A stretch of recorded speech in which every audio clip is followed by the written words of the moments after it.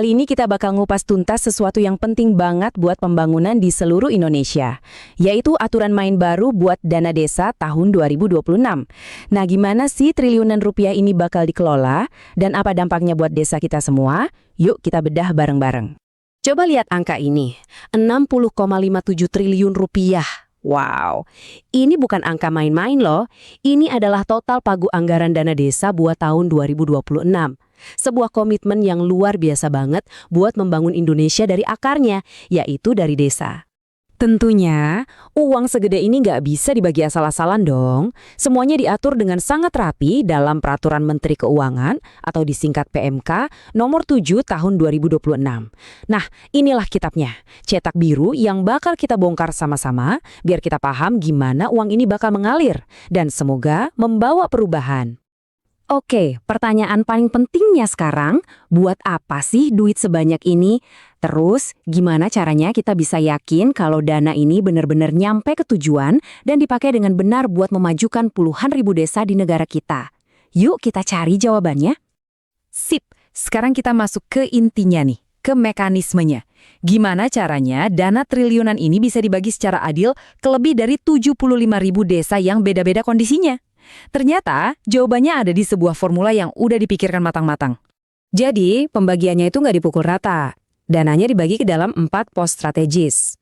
Ada yang namanya alokasi dasar, ini porsi paling gede. Terus ada alokasi formula yang disesuaikan sama kebutuhan, alokasi kinerja sebagai semacam bonus, dan alokasi afirmasi buat yang paling butuh bantuan. Kita lihat satu-satu ya biar jelas. Pertama, alokasi dasar. Anggap aja ini kayak, ya, uang dasarnya lah. Jatah pokok yang diterima oleh setiap desa di seluruh Indonesia. Tujuannya simpel, memastikan nggak ada satupun desa yang ketinggalan buat dapat modal awal pembangunan. Selanjutnya, alokasi formula. Nah, ini nih bagian yang pinternya. Alokasinya tuh nggak sama rata, tapi disesuaikan sama tantangan spesifik di tiap desa. Jadi, desa yang penduduknya lebih banyak, wilayahnya lebih luas, atau lokasinya lebih susah dijangkau, ya wajar kalau dapat porsi yang lebih besar. Adil kan? Lalu ada alokasi afirmasi. Ini tuh ibaratnya bantuan ekstra, suntikan dana khusus buat desa-desa yang emang paling butuh pertolongan. Contohnya, desa yang statusnya masih tertinggal atau yang lokasinya rawan bencana. Ini bukti keberpihakan buat mereka yang paling rentan. Dan yang terakhir, alokasi kinerja. Nah, ini nih bonusnya. Jadi, desa yang kerjanya bagus, ngelola keuangannya bener, pembangunannya kelihatan hasilnya, bakal dapat hadiah tambahan. Ini kan jadi dorongan biar semua desa berlomba-lomba jadi yang terbaik. Jadi intinya, ini bukan cuma sekedar bagi-bagi uang, tapi sebuah sistem yang dirancang biar adil, sesuai kebutuhan dan juga menghargai prestasi. Oke, kita udah tahu duitnya dibagi gimana. Pertanyaan selanjutnya, duitnya boleh dipakai buat apa aja sih? Nah, ini nggak bisa sembarangan. Ada prioritas nasional yang harus jadi panduan. Coba deh lihat daftar prioritasnya. Ini penting banget. Ada buat nanganin kemiskinan ekstrim, ketahanan pangan, kesehatan, energi, sampai infrastruktur digital. Tapi yang keren banget, ada penekanan buat padat karya tunai. Artinya apa? Pembangunannya itu harus ngelibatin warga lokal. Jadi duitnya langsung muter di desa dan warga dapat penghasilan. Oh iya, ada satu detail kecil tapi penting. Sampai 3% dari dana ini bisa loh dipakai buat biaya operasional pemerintah desa. Ya biar mesin pemerintahannya tetap jalan gitu buat ngurusin semua program pembangunan ini. Prosesnya udah, prioritasnya juga udah. Sekarang, gimana sih teknisnya uang ini bisa pindah dari kas negara di pusat sampai ke rekening desa? Mari kita intip alurnya.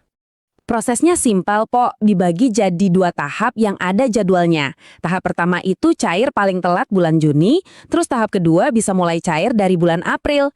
Adanya jadwal kayak gini tuh penting banget, biar pemerintah desa bisa bikin rencana kerja yang matang sepanjang tahun, jadi nggak ada proyek yang mangkrak di tengah jalan. Tapi dapat duitnya itu baru setengah cerita.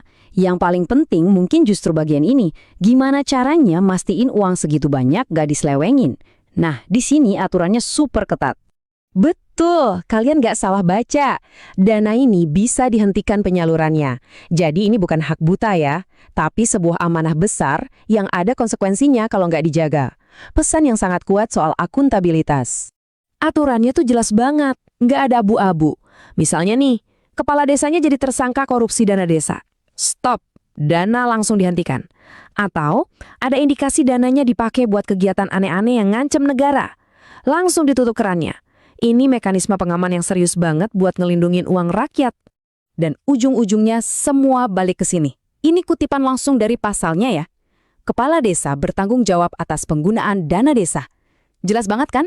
Tanggung jawab penuh ada di pundak kepala desa. Gak bisa ditawar-tawar lagi.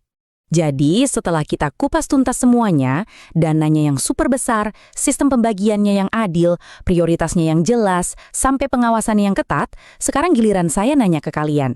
Kalau desa kalian dapat dana dengan aturan main sejelas ini, apa sih mimpi paling besar yang pengen kalian wujudkan? Coba deh bayangin, karena dana desa ini adalah alatnya.